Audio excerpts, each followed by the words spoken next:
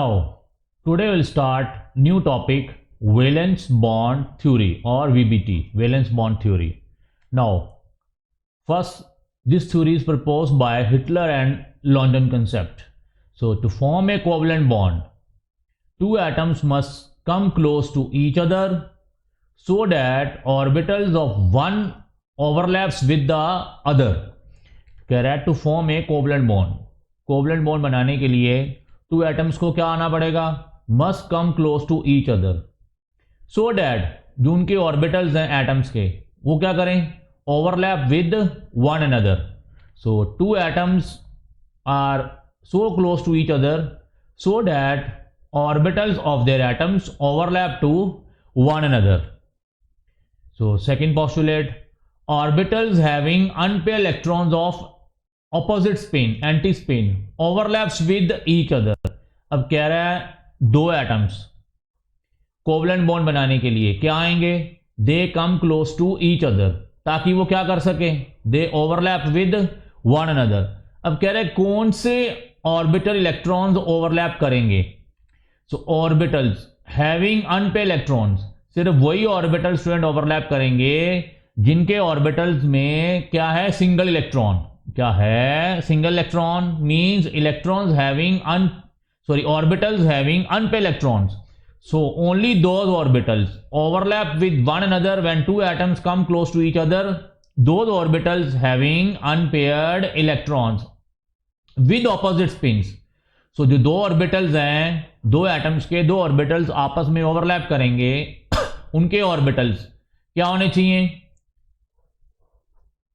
The orbitals having unpair electrons, उनके orbitals में क्या होने चाहिए, अनपेयर इलेक्ट्रॉन्स. और उन ऑर्बिटल्स की स्टूडेंट स्पिन क्या होनी चाहिए, ऑपोजिट. फॉर एग्जांपल एक ऑर्बिटल आपका ये है, फॉर एग्जांपल हम हाइड्रोजन की एग्जांपल ले लें, 1s1, second hydrogen 1s1.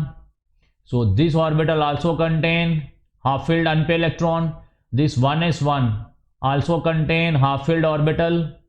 So these two orbitals having unpaired electrons and both of these electrons have opposite spins. When these two hydrogen atoms come close to each other, their orbital electrons form covalent bonds with each other after sharing their electrons. So only those orbitals overlap with one another, those having unpaired electrons of opposite spins. So after overlapping, student overlapping हमने देख ली, अभी यहाँ पे hydrogen की overlapping देख ली. कह रहे after overlapping a new localized bond orbital is formed which has maximum probability of finding electrons. अब स्टूडेंट जब दो आपके फॉर एग्जाम्पल हाइड्रोजन एटम्स क्या कर लेंगे, ओवरलैप कर लेंगे. कह रहे आफ्टर ओवरलैपिंग एक स्टूडेंट नया ऑर्बिटल, नया लोकलाइज्ड बॉन्ड ऑर्बिटल, जहां पे क्या होगा, शेयरिंग ऑफ इलेक्ट्रॉन्स, दो इलेक्ट्रॉन्स आपस में क्या करेंगे, शेयर करेंगे और एक नया लोकलाइज्ड ऑर्बिटल बना लेंगे. क्या बना लेंगे, एक नया लोकलाइज्ड बॉन्ड ऑर्बिटल बना लेंगे which has maximum probability of finding electrons, जहां पे शेयर्ड पेयर ऑफ इलेक्ट्रॉन्स के पाए जाने की प्रोबेबिलिटी क्या होगी, मैक्सिमम. सो कह रहा है when these two hydrogen atoms come close to each other and their half filled orbitals with opposite spins overlap with one another, then there is a region where probability of finding the shared pair of electron is maximum and that region is called a new localized bond orbital. ठीक है student, this is a bonding pair of electrons and form a new localized bond orbital. So covalent bond is formed due to electrostatic attraction between radii and the accumulated electrons cloud and by attraction between spins of antispin electrons. अब कह रहा है covalent bond का कारण कौन है, यहां पे इलेक्ट्रॉन्स कंप्लीट ट्रांसफेरेंस होने ले जस्ट लाइक आयनिक कंपाउंड. तो यहां पे क्या हो रहा है, इलेक्ट्रोस्टैटिक अट्रैक्शन किसके बीच में, between radii and the accumulated electrons cloud and by attraction between spins of opposite spin electrons. So क्या हो रहा है स्टूडेंट, हमने अभी देखा जो दो इलेक्ट्रॉन्स थे उन दोनों की स्पिन क्या थी, ऑपोजिट स्पिन होने की वजह से दीज टू ऑर्बिटल इलेक्ट्रॉन्स क्या होंगे, overlap with one another. So क्या हो रहा है, there is a electrostatic attraction between radii, किसका radii, hydrogen radii, and accumulated electrons, जो अकुमुलेटेड इलेक्ट्रॉन्स हैं उसमें, किसमें, किसी एटम के इलेक्ट्रॉन क्लाउड में, एंड अट्रैक्शन बिटवीन, किसके बीच में attraction, spins of opposite spin electrons, then they form a hydrogen molecule that is a covalent bond form. So greater is the overlapping, कह रहा है जितनी ज्यादा ओवरलैपिंग होगी laser will be the bond length. अब फॉर एग्जांपल स्टूडेंट आपकी ये hydrogen है सिंगल बॉन्ड, ऑक्सीजन में क्या बनता है डबल बॉन्ड, और नाइट्रोजन में क्या बनता है ट्रिपल बॉन्ड। कह रहा है जितनी ज्यादा ओवरलैपिंग होगी, फॉर एग्जांपल ये नाइट्रोजन में ट्रिपल बॉन्ड बन रहा है स्टूडेंट, यहाँ पे ओवरलैपिंग क्या है ज्यादा। So greater is the overlapping lesser will be the bond length. अब स्टूडेंट जितनी ज्यादा ओवरलैपिंग होगी उतने ये जो एटम्स हैं वो क्या आएंगे, they come close to each other. अगर ये ओवरलैपिंग ज्यादा है, नंबर ऑफ बॉन्ड ज्यादा है, मतलब क्या अट्रैक्शन क्या है ज्यादा, means greater the overlapping means greater the attraction. और स्टूडेंट अगर दो एटम्स के बीच में अट्रैक्शन ज्यादा होगी तो ये दोनों एटम्स क्या आएंगे, come close to each other. अगर दोनों atoms come close to each other आएंगे स्टूडेंट, जो इनके बीच में डिस्टेंस है, और डिस्टेंस को क्या बोलते हैं हम, बॉन्ड लेंथ। क्या बोलते हैं, bond length is the distance between the radii of two atoms. अब स्टूडेंट जो बॉन्ड लेंथ है वो क्या होगी, स्मॉल, वो क्या होगी small. So more the overlapping between the two atoms lesser will be the bond length. So greater the overlapping means two atoms so close to each other so that they are effectively overlap with each other, and when the atoms come close to each other then the distance between the atoms, student वो क्या होगा small। अगर distance between the atoms small होगा means जो ये वाली bond length है, this one is the bond length, तो वो क्या होगी small। So more will be the attraction and more will be the bond energy and the stability of bond will be high. So greater is the overlapping, lesser will be the bond length. जितनी ज्यादा overlapping होगी उतनी distance between two atoms क्या होगा, small होगा, means bond length क्या होगी small होगी, और उतनी अट्रैक्शन क्या होगी स्टूडेंट ज्यादा होगी, and more will be of bond energy. अब स्टूडेंट दो एटम्स के बीच में बॉन्ड एनर्जी है, bond energy is the minimum amount of energy required to dissociate the atoms. इस बॉन्ड को तोड़ने के लिए जो हमें एनर्जी चाहिए उसको क्या कहते हैं, बॉन्ड एनर्जी। अब स्टूडेंट आपका ये कोवलेंट बॉन्ड बन चुका है। अब अगर जितनी ज्यादा ओवरलैपिंग होगी मींस उतनी बॉन्ड लेंथ क्या होगी कम होगी, और उतनी इन एटम्स के बीच में अट्रैक्शन क्या होगी ज्यादा होगी। So more the overlapping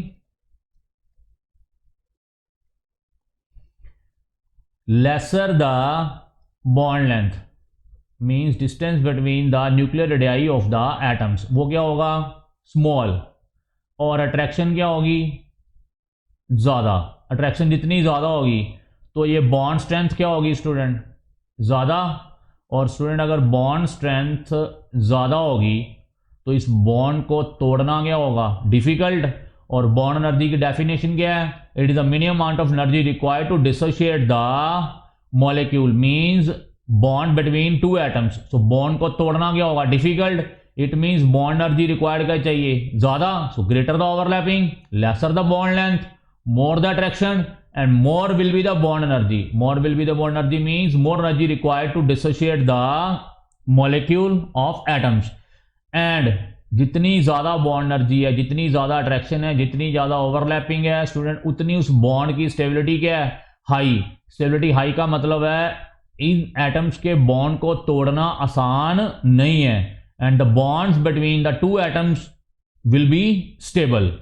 so stability of bond किसके ऊपर डिपेंड कर गई, ओवरलैपिंग के ऊपर। ये सारे फैक्टर्स किसके ऊपर डिपेंड कर गए, ओवरलैपिंग के ऊपर। So greater the overlapping lesser will be the bond length, more will be the attraction, more will be the energy required to dissociate the bonds, and जितनी ज्यादा एनर्जी चाहिए तोड़ने के लिए, इट मींस वो बॉन्ड क्या है आपका stable, more the stability of the bond. ठीक है student, so these are the postulates of the Heitler and London concept by valence bond theory. So next postulates of valence bond theory given by Pauling and Slater extension.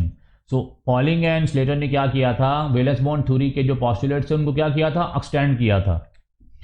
So the extent of overlapping, ये हम अभी पढ़ चुके हैं, overlapping की extent कह रहा है जितनी ज्यादा एक्सटेंट होगी, extent of overlapping depends upon, अब जो तो हमने पढ़ लिया कि more the overlapping lesser the bond length, more the energy required to break them and stable will be the bond. अब कह रहा है जो उनकी ओवरलैपिंग की एक्सटेंट है वो किसके ऊपर डिपेंड कर रही है स्टूडेंट।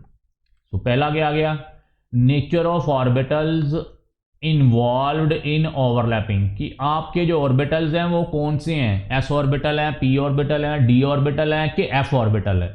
सो ओवरलैपिंग की एक्सटेंट, पहला फैक्टर क्या आ गया, nature of orbitals involving in overlapping. Second, nature of overlapping क्या है। अब student two types of overlapping है, एक आपका सिग्मा बॉन्ड बनेगा और एक आपका पाई बॉन्ड बनेगा, ये हम भी डिस्कस करते हैं। So this is the nature of overlapping. So extent of overlapping student कितने फैक्टर्स के ऊपर डिपेंड कर गई, nature of orbitals involve in overlapping, कि जो ओवरलैपिंग हो रही है मतलब कोवलेंट बॉन्ड बन रहा है, शेयरिंग ऑफ इलेक्ट्रॉन्स हो रहे हैं, वो शेयरिंग ऑफ इलेक्ट्रॉन्स कौन से ऑर्बिटल को बिलोंग करते हैं, एस ऑर्बिटल को करते हैं, पी ऑर्बिटल को करते हैं, डी ऑर्बिटल को करते हैं या एफ ऑर्बिटल को करते हैं। सेकंड डिपेंड कर रहा है स्टूडेंट नेचर ऑफ ओवरलैपिंग, कि उस ओवरलैपिंग की नेचर क्या है, ये हम अभी देखते हैं नेचर ऑफ ओवरलैपिंग क्या है।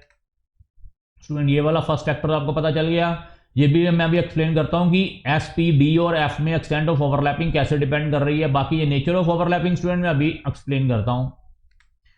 सो more closer the valence shells are to the nucleus. Student अब s orbital are more closer to the nucleus than p, then d and then f, या पढ़ चुके हो penetrating effect in periodic table chapter में। So more closer the valence shells are to the nucleus, more will be the overlapping and the bond energy will be high. अब student क्या कह रहा है वो, more closer the valence shells कह रहा है जितनी ज्यादा जो आपकी valence shells हैं न्यूक्लियस के क्या हैं पास हैं, उतनी ज्यादा क्या होगी ओवरलैपिंग, और जितनी ज्यादा ओवरलैपिंग होगी उतनी बॉन्ड एनर्जी क्या होगी स्टूडेंट हाई, उतनी बॉन्ड एनर्जी क्या होगी high. So more closer the valence shells, इस मीन्स फॉर एग्जांपल आपकी first shell, second shell, third shell, fourth shell, एक तो ये हो गई, जितनी ज्यादा वैलेंस शेल्स न्यूक्लियस के क्या हैं क्लोज हैं उतनी ज्यादा क्या होगी ओवरलैपिंग, उतनी बॉन्ड एनर्जी क्या होगी हाई। स्टूडेंट क्यों, क्योंकि those valence shells are closer to the nucleus they are effectively charged. Student उनके जो इलेक्ट्रॉन्स हैं वो क्या हैं इफेक्टिवली चार्ज हैं, क्यों, क्योंकि जो इलेक्ट्रॉन्स तो दूर हैं उनके ऊपर इन न्यूक्लियस का इफेक्ट क्या है कम। अगर न्यूक्लियस का इफेक्ट कम है तो it means these electrons are not powerful as the electrons already present in the inner shells. So that's why more closer the valence shells, मतलब जितनी ज्यादा वैलेंस शेल्स न्यूक्लियस के पास हैं उतनी ज्यादा ओवरलैपिंग होगी और उतनी बॉन्ड एनर्जी क्या होगी हाई होगी। तो between two subshells of same energy level, for example student अब क्या है एनर्जी लेवल क्या सेम है, फॉर एग्जांपल दो आपके सबशेल्स हैं किसको बिलोंग कर रहे हैं सेकंड शेल को। For example the subshell more directionally, अब वो वाली सबशेल जिसकी क्या है more directionally concentrated shows more overlapping, the subshell more directionally concentrated shows more overlapping. अब स्टूडेंट फॉर एग्जांपल हम सेकंड शेल की बात कर रहे हैं, पहले क्या था जो शेल न्यूक्लियस के पास है, फॉर एग्जांपल फर्स्ट शेल की ओवरलैपिंग क्या होगी ज़्यादा as compare to second shell की ओवरलैपिंग क्या होगी ज़्यादा as compare to third shell की ओवरलैपिंग क्या होगी ज़्यादा as compare to fourth shell and so on. जितनी ज़्यादा ओवरलैपिंग होगी उतनी बॉन्ड एनर्जी क्या होगी हाई होगी। अब अगर कह रहा है सब शेल सेम है, फॉर एग्जाम्पल ये हमारी प्रिंसिपल शेल क्या है सेकंड शेल, कह रहा है but between two subshells of same energy level, और ये एनर्जी लेवल कौन सी है second energy level, the subshell more directionally. अब स्टूडेंट किसको देखना हमने डायरेक्शनली कॉन्सेंट्रेटेड को, और इसका मतलब क्या मैं अभी समझाता हूं, more directionally concentrated shows more overlapping and more the overlapping more the energy. ठीक है स्टूडेंट। अब कह रहा है 2p और 2p में जो ओवरलैपिंग होगी वो 2s और 2p से क्या होगी ज्यादा, और as compare to 2s and 2s में कह रहा है 2p एंड 2p। स्टूडेंट ये मैं आपको पढ़ा चुका हूं। s ऑर्बिटल की क्या शेप है? Spherical symmetrical. It means in all directions उसकी शेप क्या है? सेम। इसका मतलब उसकी कोई पर्टिकुलर डायरेक्शन नहीं है उस शेप की, क्योंकि स्फीयर है। स्फीयर को आप जिस मर्जी डायरेक्शन से देखो आपको क्या नजर आएगा? स्फीयर ही नजर आएगा। Same same it means S orbitals are not directional in nature. अब सुन, जो पी ऑर्बिटल था वो क्या था? Directional in nature. उसकी डायरेक्शन थी along X axis, along Y axis, along Z axis. ठीक है स्टूडेंट, ये आप पढ़ चुके हो पी ऑर्बिटल्स की डायरेक्शन। और कह रहा है जिन सबशेल्स की क्या है? दो subshells are more directionally concentrated shows more overlapping. तो उनकी ओवरलैपिंग भी क्या होगी? ज्यादा। बिकॉज जो स्टूडेंट ओवरलैपिंग है किसके ऊपर डिपेंड कर रही है? डायरेक्शन के ऊपर। अब स्टूडेंट फॉर एग्जांपल ये आपका एक एस ऑर्बिटल है और ये आपका दूसरा एस ऑर्बिटल है। ओवरलैपिंग करके स्टूडेंट ये आपकी ओवरलैपिंग हो गई। अब फॉर एग्जांपल जो है स्टूडेंट आपका एक एस ऑर्बिटल है और दूसरा कौन सा है? P orbital. ये ओवरलैपिंग रीजन आ गया। ओवरलैप करके अब स्टूडेंट एक आपका पी ऑर्बिटल है और दूसरा भी कौन सा स्टूडेंट आपका? पी ऑर्बिटल है। ये क्या आ गया? ओवरलैपिंग आ गई। अब स्टूडेंट मेन डायरेक्शन इसमें भी नहीं है, क्योंकि ये क्या है? Spherical symmetrical. इसमें सिर्फ पी ऑर्बिटल की डायरेक्शन है, एस में नहीं है। और इसमें क्या स्टूडेंट? दोनों की डायरेक्शन है। ये भी आपका 2p है फॉर एग्जांपल, ये भी आपका 2p है। और ये क्या है? आपका इलेक्ट्रॉन क्लाउड जो क्या किया हुआ है? शेयर किया है। जहां पे क्या हो रही है? ओवरलैपिंग। और ये ओवरलैपिंग रीजन क्या होगा? ज्यादा as compare to SP, and सबसे लीस्ट किस में होगा? एसएस में। सो 2p एंड 2p में जो ओवरलैपिंग होगी, क्योंकि क्या होगी? डायरेक्शनली। क्या होगी? Directionally, because 2p orbitals are directional in nature. अब स्टूडेंट डायरेक्शनल का मतलब है उनके जो इलेक्ट्रॉन क्लाउड है वो पर्टिकुलर किसी डायरेक्शन में अलाइंड है। और एस ऑर्बिटल में क्या था? Electron clouds are spherically symmetrical in all directions. अब स्टूडेंट जब चार्ज सारी डायरेक्शंस में डिस्ट्रीब्यूट हो जाता है तो इफेक्ट ऑफ चार्ज क्या हो जाता है? कम। ठीक है स्टूडेंट, फॉर एग्जांपल आपने को डीओ लगाया, अब रूम बड़ा है, अब उस रूम में आप जाओगे तो उस डीओ का इफेक्ट क्या हो जाएगा? कम। क्यों? क्योंकि रूम बड़ा था। आप डीओ लगा के चले गए बड़े रूम में तो वो जो स्मेल थी वो पूरे रूम में क्या होगी? फैल गई। अब स्मेल की जो पावर है वो क्या होगी? कम, क्योंकि रूम बड़ा था। अब स्टूडेंट चार्ज आपका क्या है? पी ऑर्बिटल में डायरेक्शनली कॉन्सेंट्रेटेड है। फॉर एग्जांपल अब आप किसी पर्टिकुलर डायरेक्शन में, आपके जो इलेक्ट्रॉन क्लाउड है वो किसी पर्टिकुलर डायरेक्शन में है, not randomly in all directions. अब फॉर एग्जांपल स्टूडेंट आप किसी छोटे रूम में जाते हो वही डीओ लगा के, तो उसकी स्मेल जो पावर है डीओ की, जो स्मेल है वो क्या होगी? ज्यादा होगी। तो अगर आप किसी पर्टिकुलर डायरेक्शन में भी जाओगे डीओ लगा के तो भी उसकी स्मेल क्या होगी? ज्यादा होगी एज कंपेयर टू अगर आप रैंडमली मूव करते रहोगे। सो ऐसे इलेक्ट्रॉन क्लाउड में भी ऐसा ही है। जब चार्ज आपका किसी पर्टिकुलर डायरेक्शन में कॉन्सेंट्रेट हो गया है तो उसकी जो इफेक्ट है स्टूडेंट वो क्या होगा? ज्यादा होगा as compare to S orbital में क्या है? Charge is distributed in all directions. और यहां पे क्या है? px में क्या है? Charge is distributed only along X axis. py में क्या है? Charge is distributed along only y axis. pz में क्या है? Charge distributed along only in z axis. It means charges are electron clouds are distributed in a particular directions, not in all directions.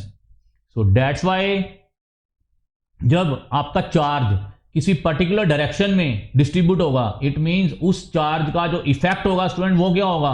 वो ज्यादा होगा।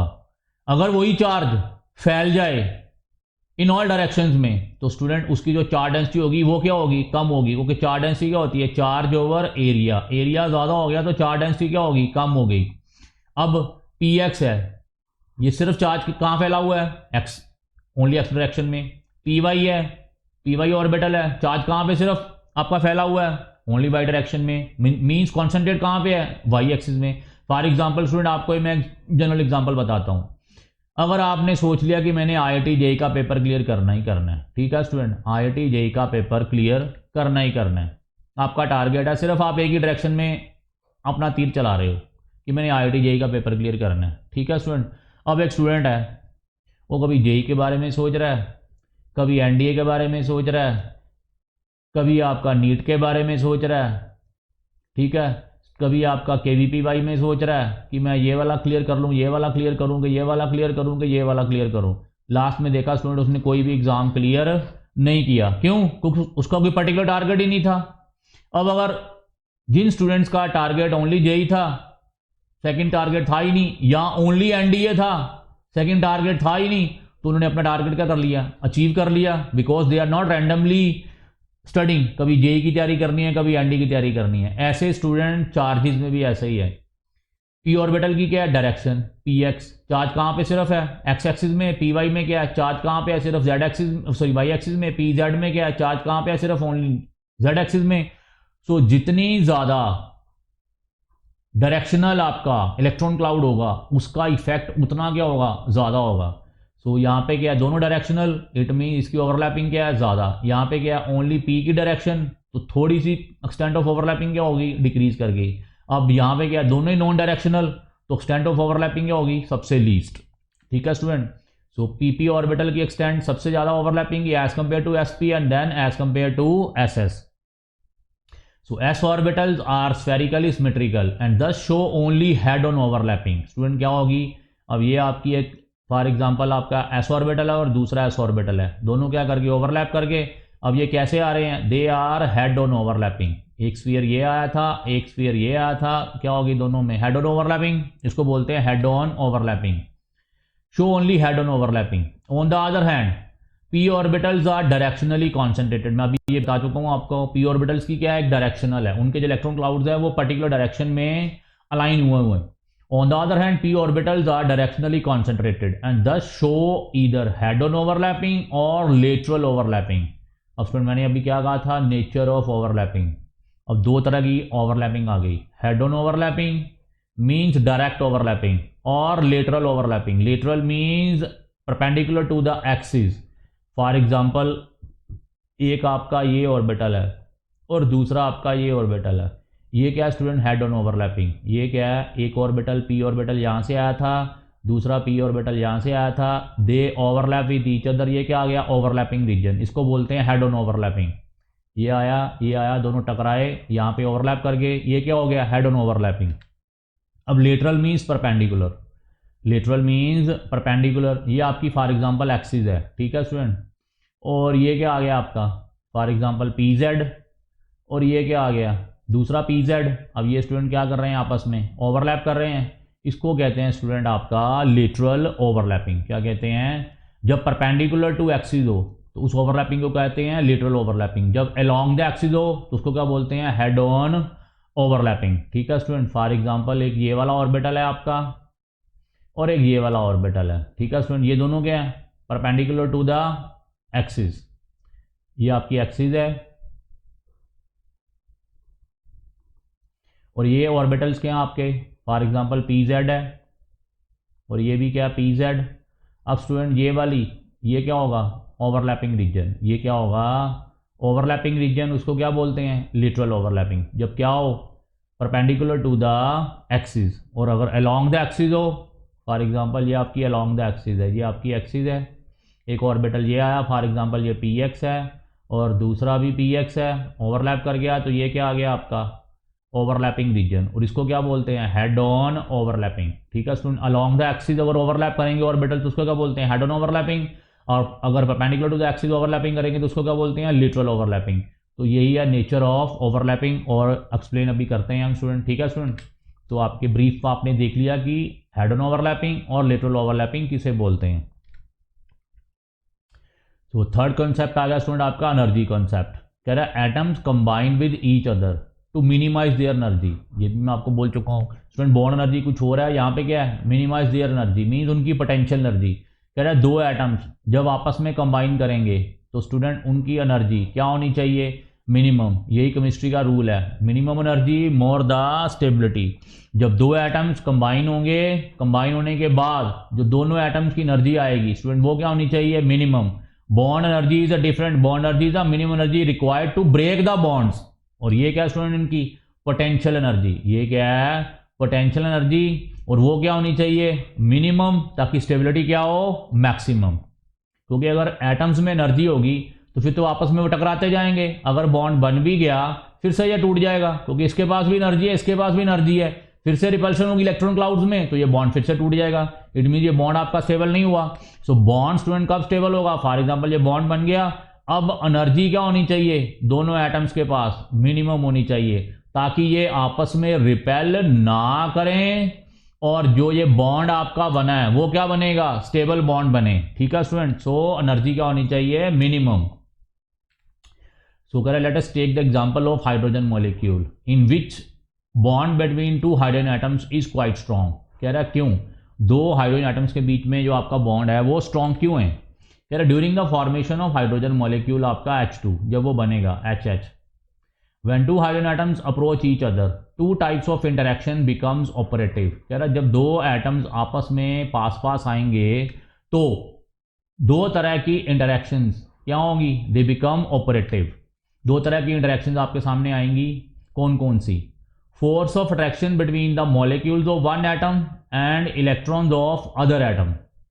अब force of attraction, ये देखिए ये स्टूडेंट एक हाइड्रोजन एटम है और ये दूसरा हाइड्रोजन एटम है। अब ये न्यूक्लियस, एक एटम का न्यूक्लियस है और स्टूडेंट ये दूसरे एटम के इलेक्ट्रॉन्स हैं, इनके बीच में क्या है, अट्रैक्शन। इनके बीच में क्या है, attraction.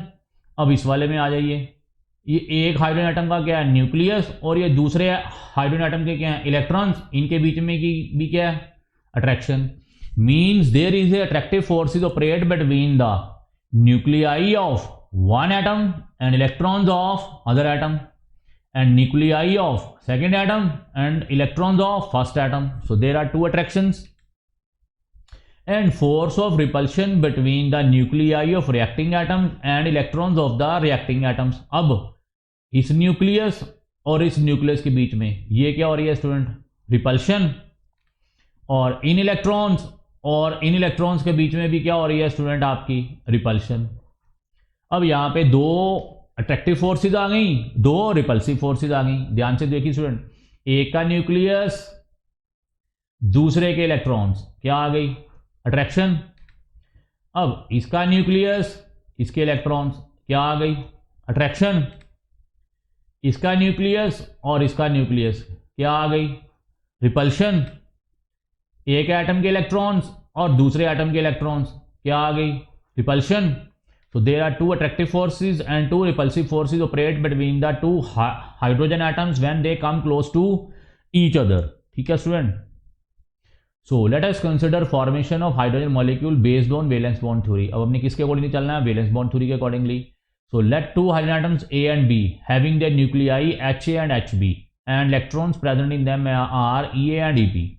As these atoms come close to each other, new attractive and repulsive forces begin to operate। ये मैं अभी स्टूडेंट आपको बता चुका हूँ पिछली बार डायग्राम में, वही डायग्राम एक्सप्लेन करनी है, और ये आपको एग्जाम में 2 मार्क्स का क्वेश्चन भी आ सकता है कि Y hydrogen atom exist but not helium atom using valence bond theory, आप एक्सप्लेन करो। ठीक है स्टूडेंट, तो ये मैं अभी आपको पिछली बार डायग्राम थी, ये मैं एक्सप्लेन कर चुका हूँ कब अट्रैक्टिव फोर्सेज और रिपल्सिव फोर्सेज ऑपरेट होती हैं when two hydrogen atoms come close to each other. Now, nucleus of one atom is attracted toward the electron of other and vice versa। Okay हो गया student. And repulsive forces produce between electrons of two atoms, ये भी हो गया, and nuclei of two atoms, ये भी हो गया। दोनों फैक्टर्स मैं लास्ट डायग्राम में समझा चुका हूं। अब कह रहा है attractive forces tend to bring the two atoms closer whereas repulsive forces tend to push them apart. बिल्कुल ठीक है स्टूडेंट, अगर अट्रैक्टिव फोर्सेज का मैग्नीट्यूड ज्यादा होगा तो एटम्स क्या आएंगे, कम क्लोज। अगर रिपल्सिव फोर्सेस का मैग्नीट्यूड ज्यादा होगा then two atoms push them to apart. तो देखते हैं अब।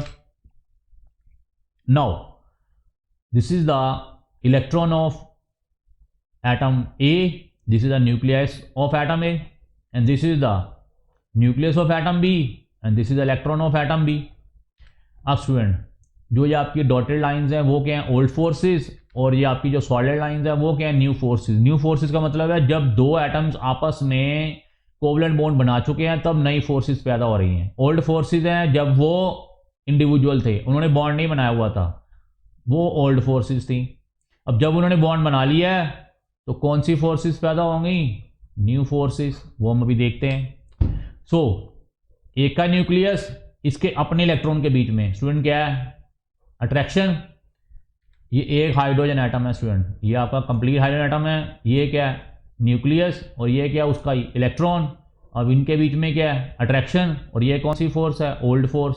क्यों, क्योंकि जब एक एटम होगा उसका न्यूक्लियस होगा और उसका इलेक्ट्रॉन भी होगा।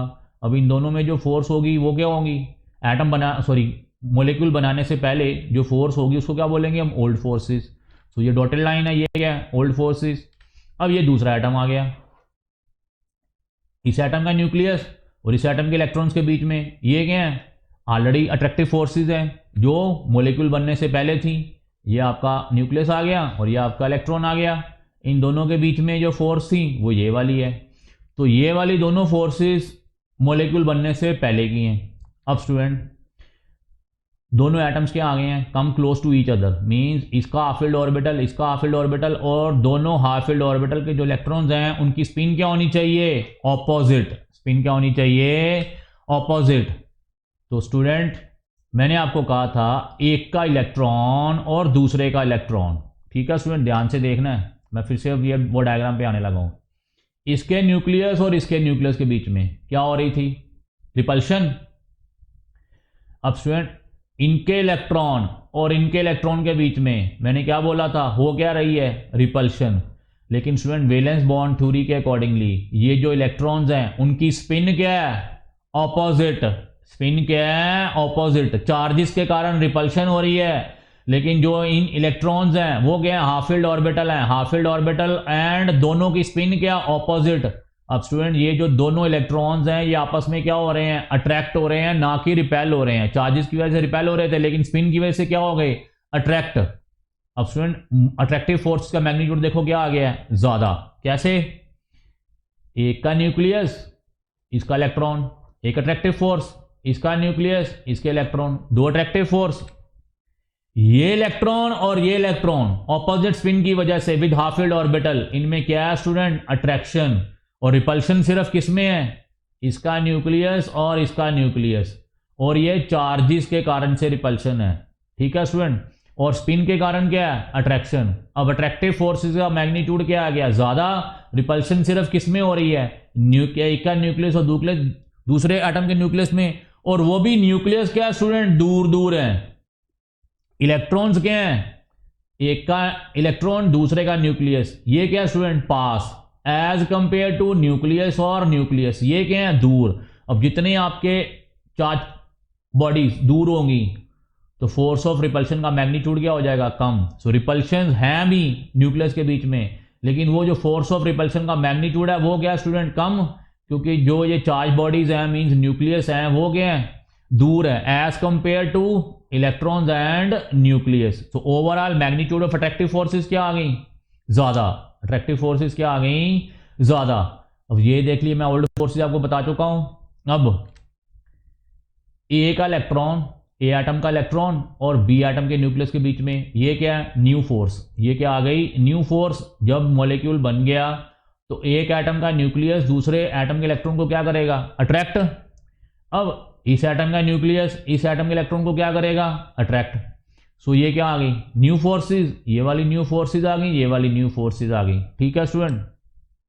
अब रिपल्सिव फोर्सेस भी देख लें, इसका न्यूक्लियस और इसके न्यूक्लियस के बीच में क्या है, रिपल्शन।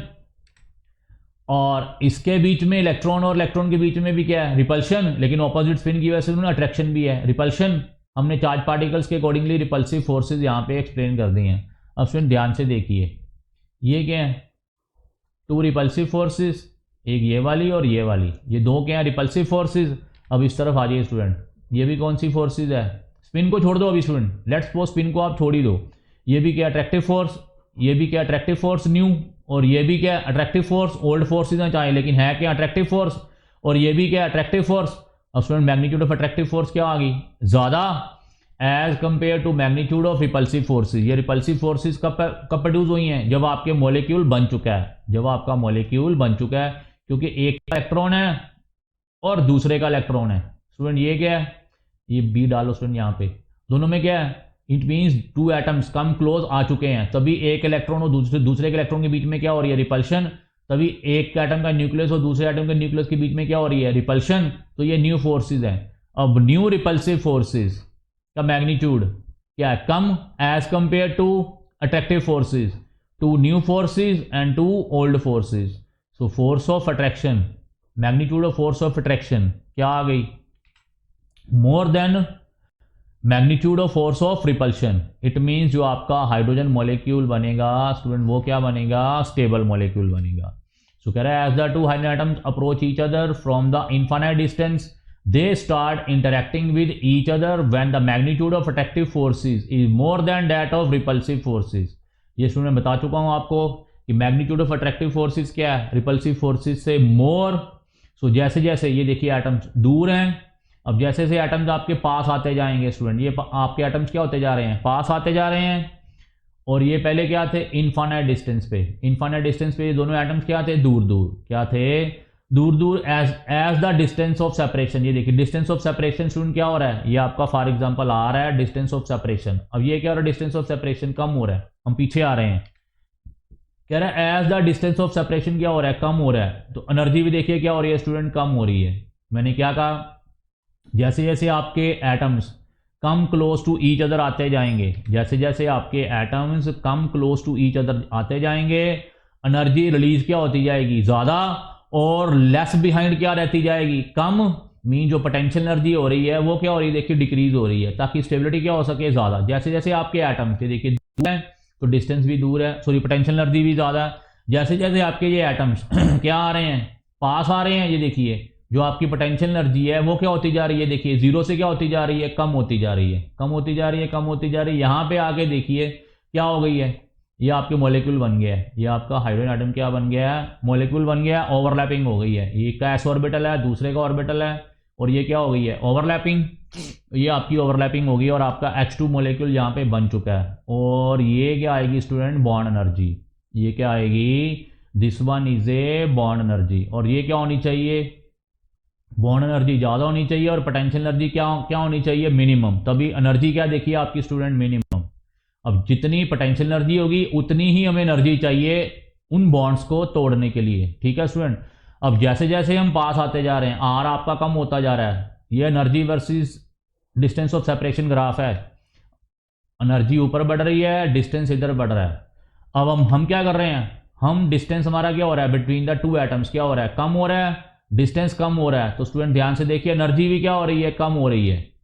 जितनी ज़्यादा एनर्जी कम होगी, पोटेंशियल एनर्जी कम होगी बिटवीन द टू एटम्स, जब वो मॉलिक्यूल बन जाएगा तो स्टेबिलिटी क्या होगी, उतनी ज़्यादा, ठीक है स्टूडेंट।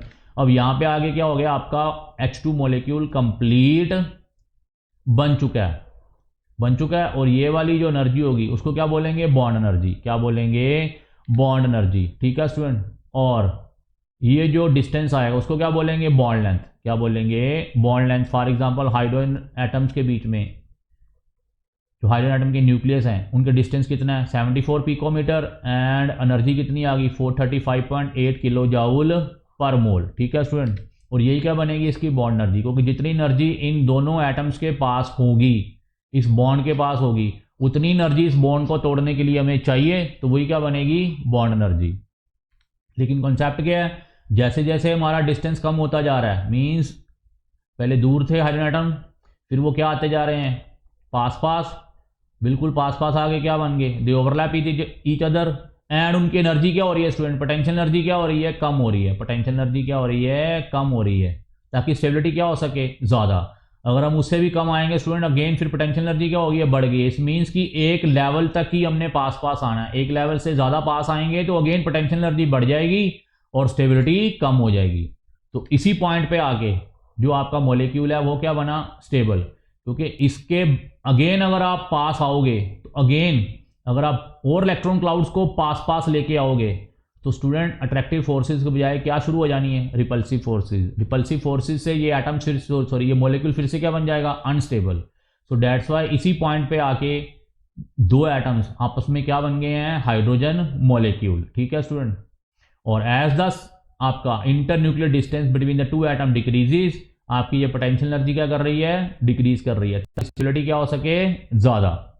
और उस पॉइंट से अगर आप और डिस्टेंस पास आओगे, मतलब आपने जितना पास आना था उतना आ गए हो, अगर और पास आओगे बिल्कुल मर्ज कर जाओगे तो स्टूडेंट दोनों इलेक्ट्रॉन क्लाउड्स के बीच में रिपल्शन की वजह से अगेन अनस्टेबिलिटी हो गई, ठीक है स्टूडेंट। इट मीन्स इससे ज़्यादा हमने मीन जो बॉन्ड लेंथ है 74 पिकोमीटर, इससे कम हमने नहीं जाना है, otherwise again repulsive forces operate and आपका जो हाइड्रोजन मॉलिक्यूल है वो क्या हो जाएगा, अनस्टेबल, और आपका H2 मॉलिक्यूल एग्जिस्ट नहीं करेगा. So, as the two hydrogen atoms approach each other from the infinite distance, they start interacting with each other. When the magnitude of, जब तक उनकी अट्रैक्टिव फोर्सेस का मैग्नीट्यूड क्या है, ज़्यादा है as compare to repulsive forces, उनके बीच में क्या रहेगा, एक बॉन्ड डेवलप्ड रहेगा. क्या रहेगा, एक बॉन्ड डेवलप्ड रहेगा. और जो पोटेंशियल एनर्जी है वो क्या होती जाएगी, decrease. The decrease in potential energy taking place during formation of hydrogen molecule. जैसे जैसे ये पास आते जाएंगे पोटेंशियल एनर्जी डिक्रीज होती जाएगी. यहाँ पे आ गए कंप्लीट आपका H2 मॉलिक्यूल बन गया और ये आपकी बॉन्ड एनर्जी आ गई.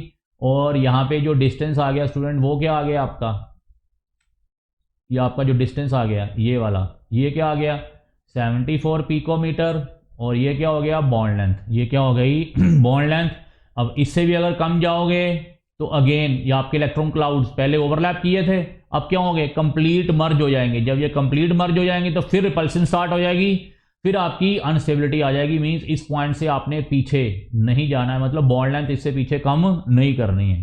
सो जैसे जैसे आप पास आते जाओगे, magnitude of attractive forces is more than that of repulsive forces, और दोनों एटम्स के बीच में, हाइड्रोजन एटम्स के बीच में क्या रहेगा, एक बॉन्ड डेवलप्ड रहेगा, और पोटेंशियल एनर्जी आपकी क्या होती रहेगी, कम होती रहेगी during formation of hydrogen molecule. ठीक है student. So the amount of energy released. अब स्टूडेंट मैंने क्या कहा था, जब दो हाइड्रोजन एटम्स आपस में ओवरलैप करेंगे तो एनर्जी क्या होगी, रिलीज होगी. मींस जो पोटेंशियल एनर्जी क्या होगी, डिक्रीज. जितनी ज़्यादा एनर्जी रिलीज हो जाएगी उतनी कम इन मॉलिक्यूल के पास रह जाएगी, और जितनी कम रह जाएगी उतनी स्टेबिलिटी क्या होगी, ज़्यादा. Means amount of energy release that is decrease in potential energy. जितनी ज़्यादा एनर्जी रिलीज ज़्यादा होगी उतनी पोटेंशियल एनर्जी क्या होगी, डिक्रीज होगी, ताकि इनके बीच में स्टेबिलिटी क्या हो, ज़्यादा. ठीक है स्टूडेंट. एटम्स के बीच में जो स्टेबिलिटी, जो एनर्जी होनी चाहिए वो क्या होनी चाहिए, पोटेंशियल एनर्जी, वो क्या होनी चाहिए, कम, ताकि ये आपस में फिर लड़े ना. लड़े मतलब ये आपस में रिपेल ना करें. ठीक है स्टूडेंट. अगर इनके पास एनर्जी रहेगी तो आपस में लड़ते रहेंगे, फिर से ये मॉलिक्यूल नहीं बनेगा. सो दैट्स व्हाई मॉलिक्यूल की जो पोटेंशियल एनर्जी है वो क्या होनी चाहिए, कम. अब स्टूडेंट जो अमाउंट ऑफ एनर्जी रिलीज थी उसको क्या बोलते हैं, एंथैल्पी ऑफ फॉर्मेशन.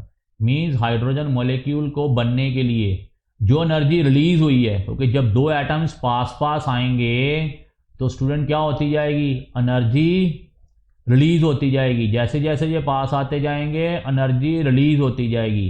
एक पॉइंट पे जाके इन्होंने बॉन्ड बना लिया, और जो एनर्जी रिलीज होती जा रही है स्टूडेंट उसको क्या बोलेंगे, एंथैल्पी ऑफ फॉर्मेशन. क्योंकि आपका क्या बन रहा है, एक मॉलिक्यूल फॉर्म हो रहा है, एटम से आपका क्या बन रहा है, मॉलिक्यूल बन रहा है. सो दैट्स व्हाई इस एंथैल्पी को हमने क्या बोल दिया, एंथैल्पी ऑफ फॉर्मेशन. जो एनर्जी रिलीज हो रही है मीन जो पोटेंशियल एनर्जी कम हो रही है. ठीक है स्टूडेंट.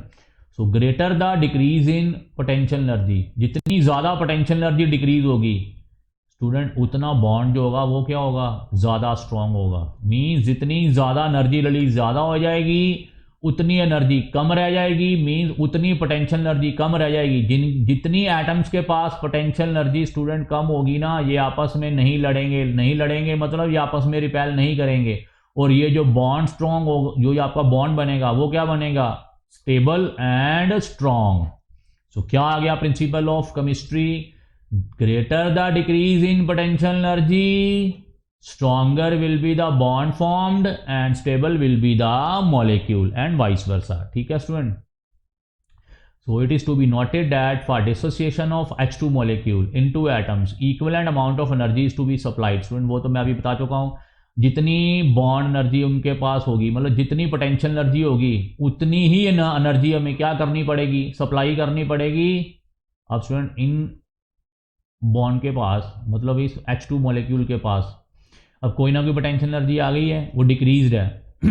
अब उतनी एनर्जी हमें क्या देनी पड़ेगी, सप्लाई करनी पड़ेगी इस बॉन्ड को फिर से तोड़ने के लिए. उसको क्या बोलेंगे, बॉन्ड एनर्जी. क्या बोलेंगे, बॉन्ड एनर्जी. और जितनी ओवरलैपिंग ज़्यादा होगी, मतलब जितनी डिक्रीज इन पोटेंशियल एनर्जी ज़्यादा होगी उतना बॉन्ड स्ट्रॉन्ग क्या होगा, ज़्यादा होगा. और उतनी हमें तोड़ने के लिए एनर्जी क्या देनी पड़ेगी, ज़्यादा मीन्स उतनी बॉन्ड एनर्जी क्या होगी, ज़्यादा मीन्स उतनी बॉन्ड डिसोसिएशन एनर्जी क्या होगी, ज़्यादा। So for dissociation of H2 molecule into atoms, for example आपका मोलिक्यूल बन चुका है, अब हमने उसको तोड़ना है तो हमें क्या करनी पड़ेगी, equivalent amount of energy to be supplied, जितनी पोटेंशियल एनर्जी थी उतनी ही हमें एनर्जी सप्लाई करनी पड़ेगी H2 मोलिक्यूल्स को एटम्स में कन्वर्ट करने के लिए।